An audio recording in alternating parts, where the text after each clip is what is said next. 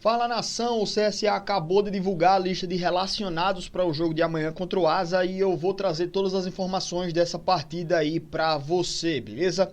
Já se inscreve aqui no canal Diário de Azulino, pela primeira vez o pré-jogo aqui no canal Diário de Azulino, tá? Lá o canal Espaço da Bola eu vou deixar mais para fazer lives mesmo, até se eu fizer alguma live pré-jogo eu posso fazer lá também, mas os vídeos gravados eu vou fazer todos aqui no canal Diário de Azulino, então curte mais esse conteúdo aqui do nosso canal, vamos fortalecer aí esse trabalho da gente falando aí do CSA, beleza? Primeiramente, galera, antes de falar da equipe do CSA, vamos falar da importância desse jogo aí contra a equipe do Asa. O time do CSA está em terceiro colocado no campeonato alagoano, certo? Tá atrás do Murici e do nosso rival. O CSA tem 6 pontos, a mesma pontuação do Murici. E 4 pontos, se não me engano, o CSE tá logo atrás da gente e o próprio Asa. Então, esse jogo aí é importante que o CSA consiga fazer pelo menos pontuar. Né, pelo menos um ponto ali para manter o Asa atrás do CSA na tabela, né, se manter à frente, se manter lá dentro do G4, né, pelo menos. Por não ser um jogo fora de casa, o time do CSA ainda tá se remontando, eu acho que o empate estaria até de bom tamanho. Eu achava que o Asa tava na frente da gente na tabela, mas não, é o Murici.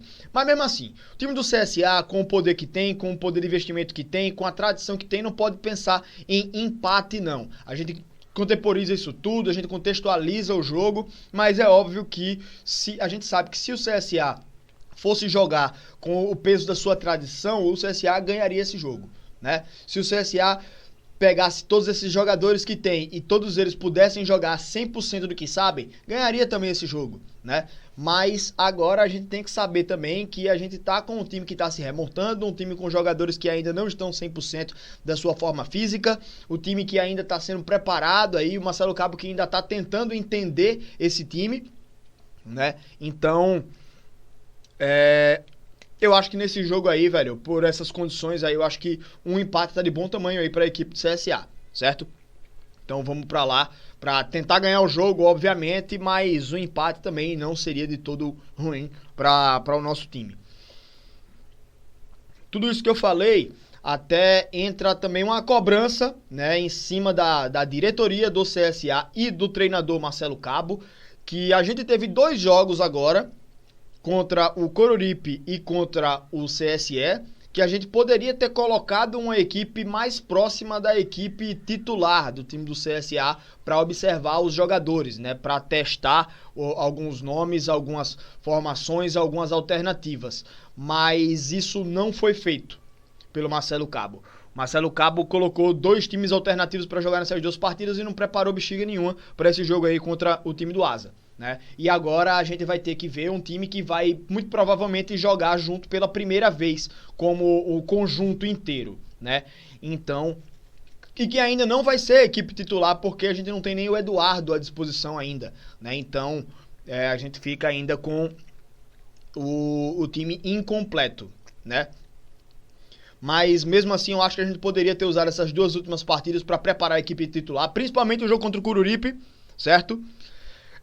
Aquele jogo contra o Coruripe a gente teria ainda mais uma semana para descansar os jogadores, né, para colocar uma boa parte deles aí para fazer um regenerativo e tá 100% para esse jogo aí contra o Asa, mas o time do CSA não fez isso e agora a gente vai ter que montar uma equipe aí para jogar essa partida e muito provavelmente fazer várias experiências ainda nesse jogo também, certo? Então, time do CSA que viajou: goleiros David e Fernando Castro, lateral direito Igor Dutra, Lucas Marques ainda machucado e o Eduardo eu acho que ainda não saiu no bid. Laterais esquerdos Ricardo Senna e Kevin, zagueiros Almir Luan, Eduardo Biazos, Thiago Lopes e Wellington Carvalho saiu na relação também. Meio campo, os volantes Pedro Favela, Jean Kleber, Juninho Valora e Marlon, estranhei a ausência do Luan Martins nessa lista. Meias, Gustavo Xuxa, Rafinha e Marcinho. No ataque, Niltinho, Alisson Farias e Marquinhos. Lembrando que Gustavo Xuxa, Rafinha, Marcinho, eles podem até alternar. Algum joga de lado de campo, né? O outro vai pro meio, aí vai pra ponta, faz essa inversão. Pode ter aí essas alternativas, essas alternâncias.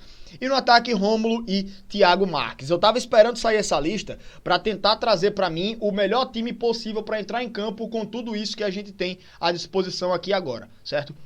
Então, minha opinião sobre o time do CSA que deve entrar em campo nesse jogo. É o goleiro David no gol, o Yuri Senna tá machucado, né?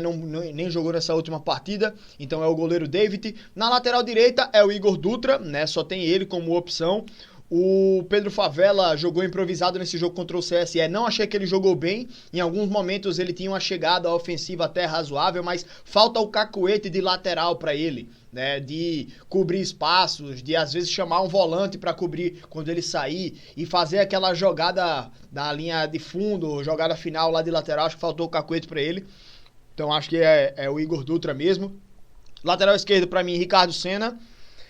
Na zaga, a gente tem que ver como tá fisicamente o Wellington Carvalho. Eu não sei como ele tá fisicamente, tá? Então, pra mim, o Wellington Carvalho é titular desse time, mas eu iria com o Mirluan e Eduardo Biazos por forma física. Não sei se o Wellington Carvalho tá apto a iniciar uma partida e jogar ela inteira, tá ligado? Como é que tá ele de tempo de bola e tal, treinou pouco também com o elenco, então eu usaria o Mirluan e Eduardo Biazos, mas se o Wellington Carvalho tiver 100% fisicamente, né, e o treinador tiver confiança de que pode contar com ele é titular.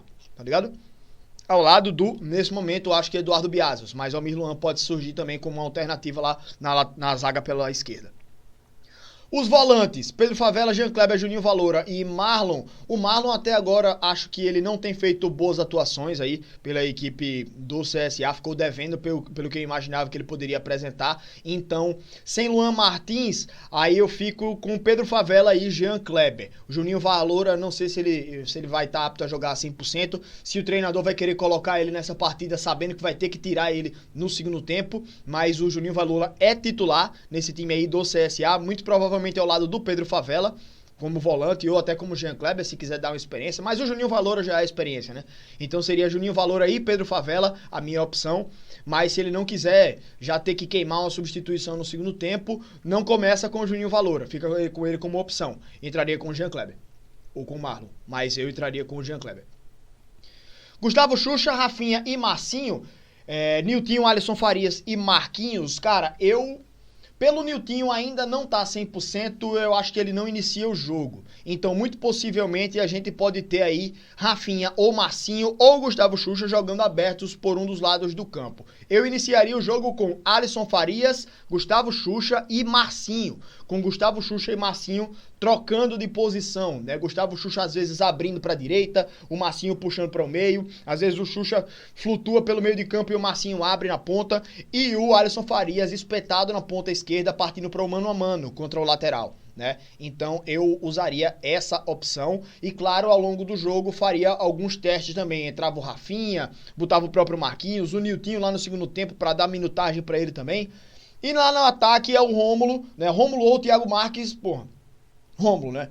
Óbvio. Mas a gente ainda fica aí no ataque com essa pulga atrás da orelha, né? Sem saber ainda quem é o atacante titular.